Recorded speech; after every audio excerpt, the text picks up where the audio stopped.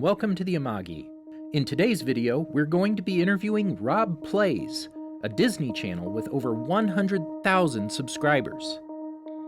Hey, thanks for having me. Firstly, can you tell us a little bit about yourself? My name is Rob, and I run a YouTube channel called Rob Plays.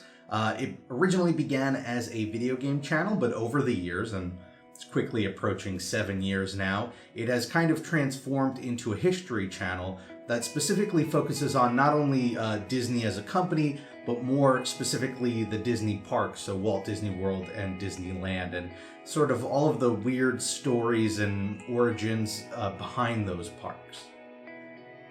Where did you get the idea to make a YouTube channel? So the idea to start on YouTube was kind of backwards from what I think a lot of people talk about when they talk about how they got started. I think for a lot of people, it starts off as a hobby and then it eventually becomes a full-time endeavor. But for me, it was kind of the reverse. I worked for this company called Howcast that made a whole lot of how-to videos on YouTube. And I was in the post-production department, but they eventually wanted to get into the world of video game videos. And being an avid gamer, I jumped on the opportunity to become a producer there. And so I was the lead producer for Howcast Gaming for a while. And we experimented with all sorts of formats, and one of them was Let's Play, which is a very common one now, but back then it was really just starting to grow in popularity. And while ultimately the channel decided not to go forward with them, I really had a lot of fun doing it when we did a Minecraft Let's Play for about a year. And so even though it was ending on the main channel, I decided to start my own channel to keep doing the types of gaming videos that didn't really work for Howcast Gaming, but I still enjoyed doing. And so in a weird way, it's like I got into YouTube professionally, and then from there it became a hobby before becoming a professional thing again. How do you come up with the ideas for your videos? How I come up with my ideas for videos kind of changes week to week. I think there are a number of different ways it happens. You know, sometimes people will suggest a topic that I think is really interesting and I'll look into it. But a lot of the times it's just sort of pure luck. I do a lot of research for when I do these history videos, and that involves digging around into a lot of old articles and old newspapers. And very often, while researching one topic, I'll just accidentally come across another topic that I find interesting, and then, from there, I'll jump onto that. It's not a Disney-related video, but one of my favorites this year that I've created was the history of this proposed blockbuster theme park. And the only reason I had even heard about this is because I was looking into the Reedy Creek Improvement District over with Disney, and just happened to find an article where Blockbuster was looking for the same rights as it. So it very often happens like that, where I'll just be browsing some old newspapers and come across something that piques my interest, which I think is all I really need to get started on wanting to turn that into a video. Can you describe the process of making your videos, the research process, how you get your clips? So the process of making these videos, it changes really depending on what type of video I'm working on. If it's a history video, it's very much research based, so I will spend most of the week or maybe even 2 weeks just doing research. Reading sources, newspapers, double checking data to make sure it's all correct, writing a script and rewriting it. That ends up being the bulk of the process. The actual filming of the voiceover will really only take about a half hour or an hour. And then the editing of the video itself might only take 1 or 2 days. The more you build up all of this archive footage and this B-roll of the parks, the easier it becomes to edit. And so really most of the work takes place beforehand, because at the end of the day, if the video's not accurate or it's telling a story that just isn't the case, then everything afterwards doesn't really matter, right? So a lot of the work goes in before I even sit down and start editing a video. It's mostly the writing and the research portion that takes up my time. As for how I get my clips, all of the B-roll from in the park from today and the last few years comes from me. I've been going to Disney a lot as a fan, and whenever I go down there, I bring my camera and I'm always looking for things to film. I've become sort of B-roll focused, where even if it's something like a water fountain or a garbage can, I'll take a shot of it, because who knows, maybe in the future I'll be doing a video about garbage or water, and so it'll become relevant. The archival stuff all comes from Disney themselves. I try to never really use any footage from another person on their Disney vacation. It really is all official Disney videos and promos and stuff like that. What influenced your change from a gaming channel to a Disney channel? So the change from gaming to Disney, it's interesting. It took a long time to happen. It wasn't something that happened overnight. I have been bouncing back and forth between gaming and Disney for, I'd almost say 2 or 3 years before I finally decided to drop the gaming stuff altogether. Ultimately, when it became a hobby, and I think this should be true of anybody who runs a channel, you should be doing what you enjoy. If you have fun making one type of content, then that's the type of content you should be making. And for me, it was a point in my life where I really enjoyed making video game content, and I really enjoyed making Disney history. And so I just kept doing the both of them.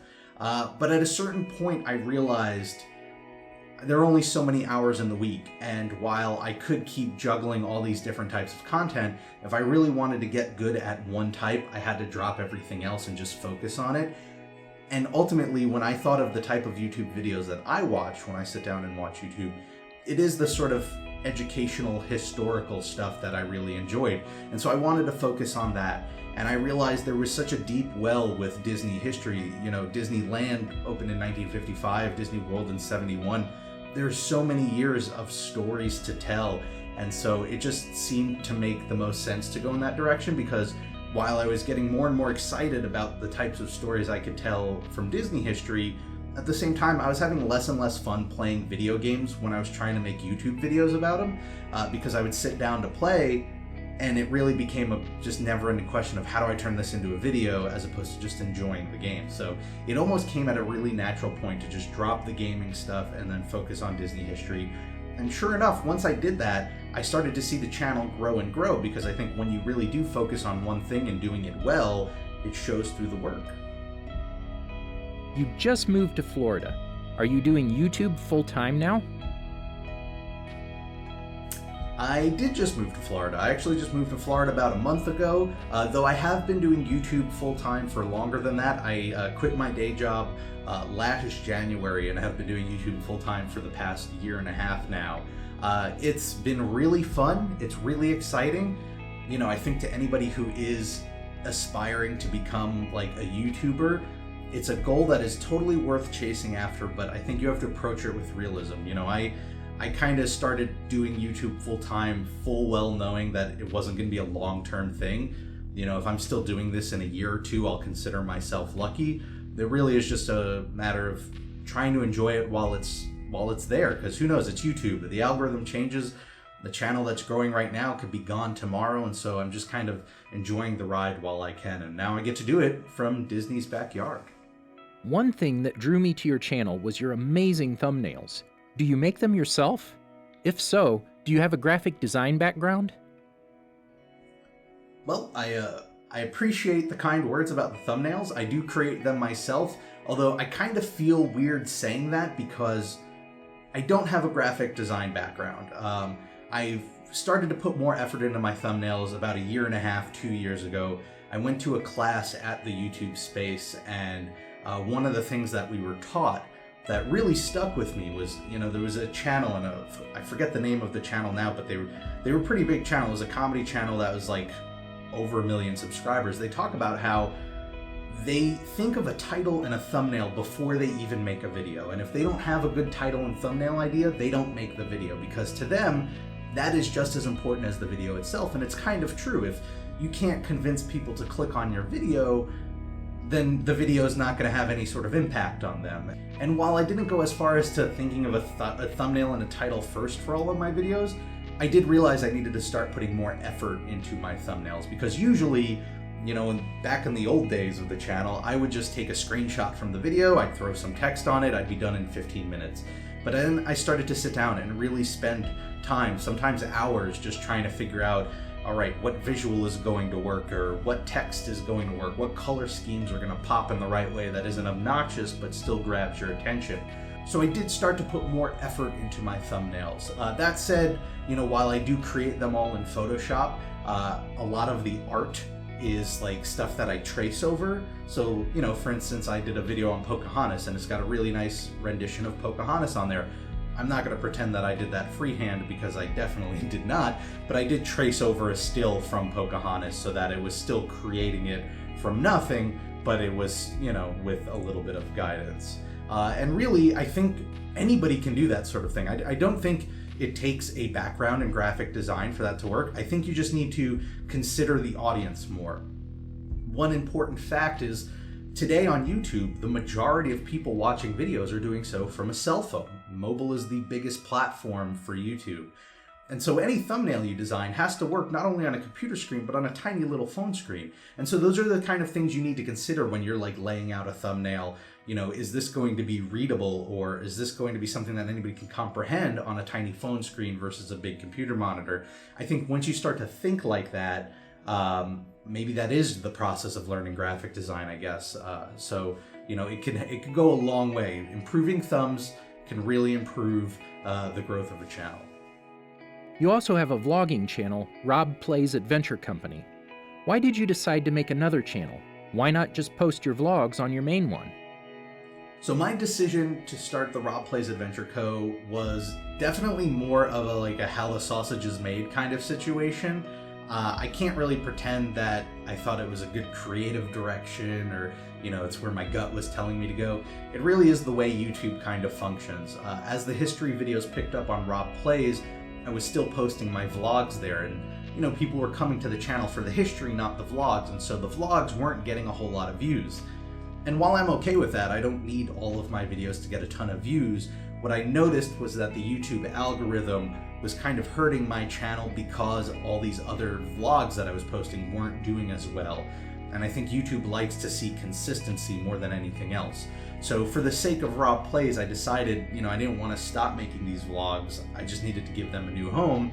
And that's how the Rob Plays Adventure Co. was born. And on top of that, as the channel grew with Rob Plays, I felt I needed to be more careful with it. You know, it was growing, there was something of value here, and I didn't want to just start throwing things on the channel that might hurt the channel. So I wanted to create a space where if I had an experimental idea for a video that maybe was gonna do really poorly or have nothing to do with Disney, I'd have a place to do that, and that's what the Rob Plays Adventure Co. is meant to be. Do you have any YouTube channels that inspire you? I do have YouTube channels that inspire me. Beyond, obviously, all of the other fantastic Disney history channels out there, like Defunctland and Disney Dan and Yesterworld and Theme Park History, Expedition Theme Park. There's so many great channels out there. But even outside of the world of theme parks, the biggest inspiration for me has been Tom Scott. He's got a fantastic channel. He visits all of these fascinating places, and he tells these amazing stories about places and events that we've never really heard of, and he manages to do so in an engaging way that's only like 5 to 6 minutes long. And in all honesty, his channel was the one that kind of inspired me to take the direction I did with my channel. Having watched his channel so frequently over the years, I decided I wanted to try sort of the Disney equivalent of that. And so it was about, I want to say 3 years ago now, I went to Flushing Meadows Corona Park in New York City, which is where I was living at the time. It was the home of the 1964 World's Fair, which is where Disney introduced 4 new attractions, 3 of which would end up in the Disney parks. And more importantly, it was Walt's testing ground for whether or not he was going to build a theme park on the East Coast. And I talked a little bit about each attraction while I was on location, and then I did this little documentary style video in between, and that ended up being the format that grew the channel the most, and it was the most fun to create. And most importantly, and I know this sounds cheesy, but I do think it is important when you're creating anything, it was the first video I had made where I wanted to watch it. Because I was making all this gaming content, and I had fun making it, but if you told me to sit down and watch it, I would probably get bored. But with these videos, I was interested in the final product I made, and I think that's a really good sign that you're going in the right direction. So for that, you know, I've never met him, and I don't know if I ever will, but I owe Tom Scott so much because his channel really did inspire the direction of Rob Plays. Going back to the last question, do you have any YouTubers you'd love to collab with in the future? Do I have any other YouTubers I'd want to collaborate with? I mean, beyond Tom Scott, which would be awesome. You know, the great thing is I get to collaborate with most of the YouTubers I'd like to collaborate with. I'm a big fan of seeing kind of a friendly collaboration when things overlap. And like I said, there are a lot of other Disney history channels out there. And luckily, I know many of them and I am friends with many of them. And so we've gotten to collaborate before. So I don't know who's on my list that like I haven't gotten around to collaborating with, but I guess I consider myself lucky because I've already gotten to do it with so many of the channels I wanted to. You are obviously very passionate about Disney. Do you have any other passions? Do I have any other passions? For sure. I'm a big fan of video games, which is kind of how I got into it. I still play them very often. I just don't make content about them anymore. I think I've become a big fan of history in general. While most of my content is about Disney and theme parks, I do a lot of reading about other bits of history and have even toyed around with the idea of doing some content about that kind of history as well. History of the space program or technology in general, even going back to the history of just amusement parks, and from there it kind of branched off into American history and New York history, since that's where I was born and raised. I find that a lot of fun. I'm also a big fan of movies. I went to film school, and while I got out of that industry, I still appreciate it, and so I go to the movies very often and like to sort of break them down and approach them from an analytical perspective, I guess, sometimes. Of course, I still also just like, normal popcorn films too. You average a pretty high number of views per video, making you one of the top channels in your field. What was your reaction when your channel started to take off? My reaction when the channel started to pick up was like a blend of excitement and fear. There's certainly that excitement, that validation of like, great, this thing that I've been working towards for years now is finally paying off, and that's really cool. And you just want to, it's almost like an adrenaline rush. You want to keep seeing those numbers go up and up. But I was also very scared. And I was scared because, as a history channel, I take it very seriously when it comes to accuracy and making sure all of my facts are correct. And so to me, the biggest fear is putting out a video that gets a whole lot of coverage that ends up being wrong, or there's something that I missed, or maybe there is just a corner of that story that I never stumbled upon and worked into the script. And so I start to become nervous whenever a video takes off that there's going to be somebody who notices that I like missed some glaring error. And to me, that's like, yeah, that's the sort of anxiety I have when it comes to any of these videos that pick up, is that that's when like some problem with the video is going to come to light. And then, once it's out there, it's out there. Maybe I could do a second version later, but that doesn't happen very often. So it was a real combination of that. And then of course, with Disney being as large of a company as it is, there was like the little underlying fear of maybe they're not going to like these videos and they're going to try and shut down the channel. And so, it was definitely a good feeling overall, but it has its moments where you're just like kind of stressing about it a little bit. Disney has a pretty big history, but every company's history has to eventually come to an end.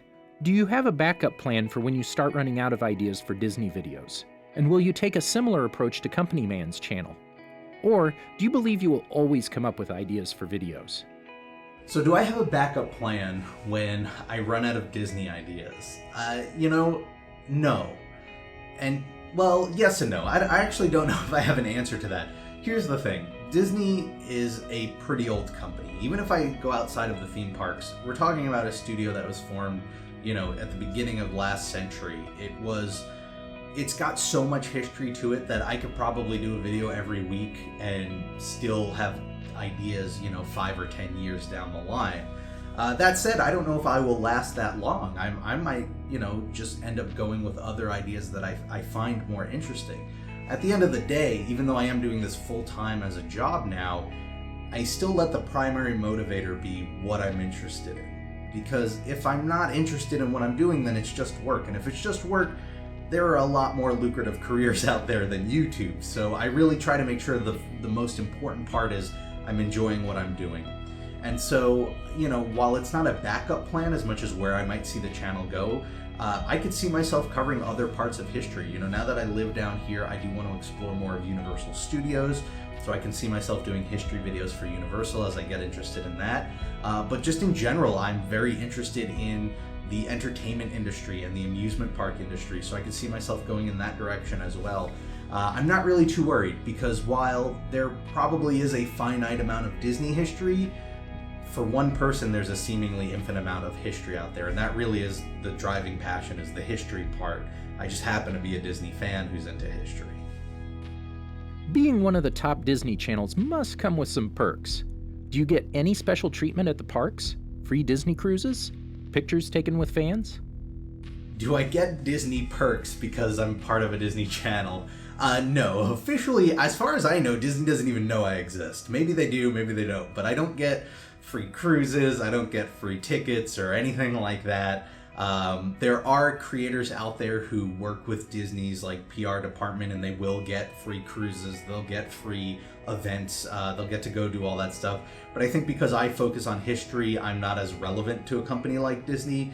You know, my job isn't to hype up, you know, what the next new thing is. I like to talk about things that happened 30 years ago. So I don't get any perks in that regards. One personal perk that I do get is that I get to meet a whole lot of fans when I'm in the parks. People will recognize me from the channel and I'll get to meet them, and that's a really rewarding experience because, you know, when you're on YouTube, it's all about numbers, number of views, number of subscribers, viewer retention. It's all data driven. And, you know, it's nice to have those reminders that behind all those numbers are real people who enjoy your content, and getting to talk about what they love about Disney and why they're there is just really fun. It's almost like getting to meet a whole bunch of friends I never knew I had whenever I go down to the park. So that's been like the best part about having the channel. Free cruises would be great, Disney, though. If you're listening, I'll take them, but no offers for that yet. Can you tell us one interesting thing that your audience might not know about you? One interesting thing that my audience might not know about me. Well, I guess I kind of mentioned it earlier, and I don't think I've talked about it a whole lot on the channel, but when I was younger, I went to film school and I wanted to be a director. And what I found really funny is back then when I was in school and I wanted to be a director, I hated documentaries. I found them so boring. I was like, why would anybody ever want to make a documentary? You're just filming all this footage and trying to craft a story around it. The real challenge is creating a story from nothing and filming it. And I had such a, like, this snobby stance on documentaries. And now here I am, you know, years later, and they've become kind of my favorite genre. And not only do I love watching them, I really love creating these sort of mini documentaries on YouTube. So I've done a complete 180 in my personality when it comes to film. And it's been a good lesson in that, you know, to anybody watching who might be in high school or college or, you know, in that age range, I remember being that old, and I remember feeling like this is where you're setting the path for the rest of your life, but you really ultimately never know where it's going to take you. Maybe you will stick to that path, and that's what you'll be doing 20, 30, 40 years from now, but I never in a million years when I was in film school would have thought that at this point I would be creating online videos about history, you know, in documentary format. Never in a million years thought that would have happened, yet here I am. So you never know where life's going to take you. What is your 5-year goal for YouTube? My 5-year goal for YouTube? You know, I don't want to tempt fate, but I'd almost say I don't have one because I don't want to be here in 5 years, you know. Which isn't to say that I don't love what I'm doing or having a great time with it, but YouTube is a very volatile space. The platform is changing all the time. You know, unless you are the size of these massive, you know, multi-million subscriber channels, it's very hard to create a living out of that. And so I don't look at YouTube as like the goal where I'm going to be on this track forever, but I see it as a platform. Where can I go from there? So I'd like to think in 5 years from now, I might not even have a channel. Maybe I'll be actually, producing feature-length documentaries. Maybe I'll be working with the Disney company in some capacity. Who knows? But I'd almost say my 5-year goal with YouTube is to be somewhere else at that point and moving on to the next step. You know, I like to keep changing things up and keep growing. And so I think hopefully at some point I'll outgrow YouTube as a platform and move on to something else. Thank you for allowing us to interview you. Thank you for having me. It's been a real pleasure. Be sure to check out Rob's YouTube channel, Rob Plays. We'll link it down below. And be sure to subscribe to the Amagi and check out some of our previous videos.